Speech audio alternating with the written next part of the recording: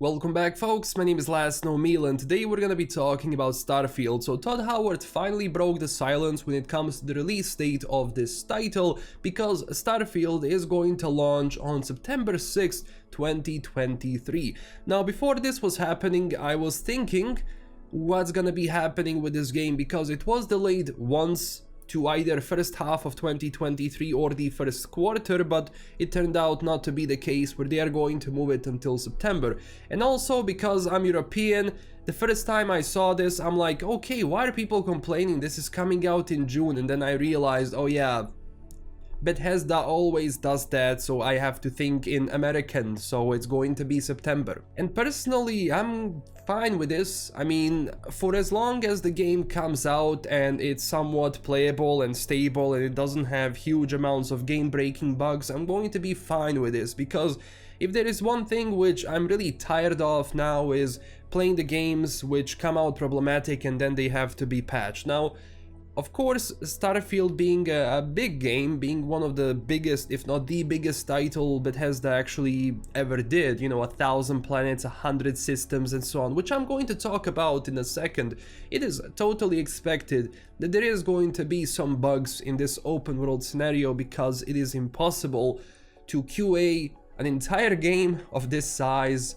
for it to work on every single system. So even with this delay, even with, you know, them taking more time to polish everything up, I still expect some hiccups and problems at launch. But for as long as those hiccups are not going to be, again, game breaking, I'm gonna be fine with this. And it does seem that under new management, Bethesda is really navigating through this development in a different way, because if Microsoft didn't acquire ZeniMax and Bethesda at that time, I'm pretty sure that Todd would have been forced to either release the game earlier or not even have that first delay in its sense. But of course, Microsoft and Xbox, they want a good title. This is one of the flagship titles that's going to be pushing, first off, Game Pass, and second of all, it's gonna be pushing sales from Xbox. So it's kind of understandable that they take their time and give developers enough time to polish the game properly. Of course, there are people which are not happy with this, which is totally fine, but I mean, there is nothing you can do about it for as long as the game comes out and it's good.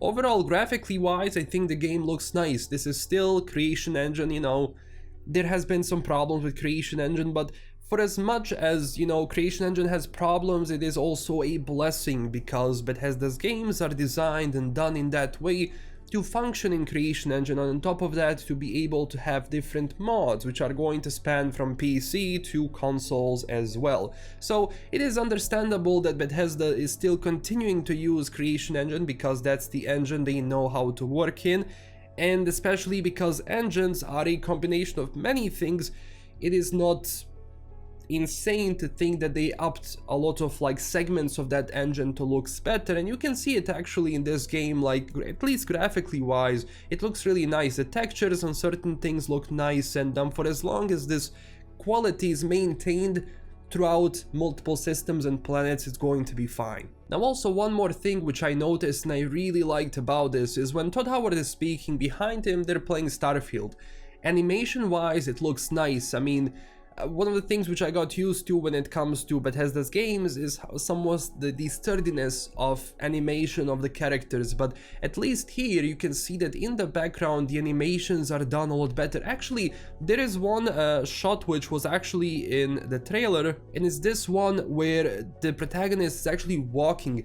Now, the weapon that he has, this revolver that he actually is using, I like how he keeps it somewhat in the back, and the hand is going to be tilted a little bit, which you can see here. So I like those little animation bits which they're including, and for as long as that maintains its quality, I mean, it's gonna be fine, especially if that also spans with gunplay and how gunplay works in general. But with some of the footage we have seen, like, the gunplay looks a little bit more improved than it was in that first showcase that they did. But of course, that's not it, because on June 11th they're going to have Starfield Direct, which is going to be only about Starfield. So the entire conference, or well, showcase, is only going to be about Starfield, where they are going to show some of the new features they have been working on and the new stuff that the game is going to have. So that's where this is going to show us all of the how would I say, upgrades that they had throughout all of this time, and how much the game has improved from that initial look that we got for Starfield. So that's one, you know, that's gonna be very interesting to see how it pans out. For now, I mean, there is only so much you can see. From the story perspective, it also does seem that there is going to be some sort of an anomaly that we have to either investigate or stop or something, but at least on that end it's going to be fun. Look, the story doesn't even have to be great. For as long as the game has base building, I'm gonna be fine with it. That's all I kinda need. And also when it comes to picking stuff up, like from what I've seen from this gameplay, it's pretty standard stuff, because again, Starfield is going to maintain a lot of the formula and design which previous Bethesda games has, and that's something which, you know, when you play the game you say, ah, this is a Bethesda title, because there's a certain way things are done which are only done in Bethesda, or well, they like to do it that way. So every single game, going from Elder Scrolls to Fallout to now Starfield, is going to have that dose of similarity of what to expect from the game design and from like the story, or well, the locations themselves. But hey, that's it for now. Thank you so much for watching.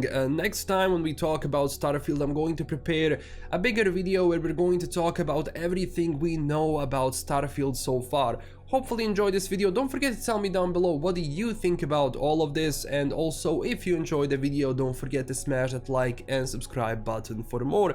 Huge thanks to my current Patreon supporters, and if you wanted to support the channel in an extra way, you can do it through Patreon or directly through YouTube. This is LKM signing out, and I'll talk to you next time. Bye bye.